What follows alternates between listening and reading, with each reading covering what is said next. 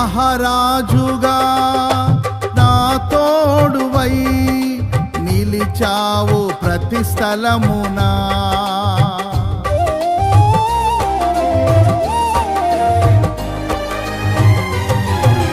నా భారము నీవు మోయగా సులువాయే నా పయనము.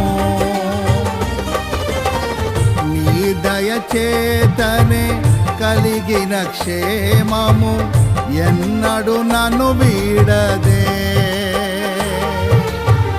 నీ దయచేతనే కలిగిన క్షేమము ఎన్నడు నన్ను వీడదే.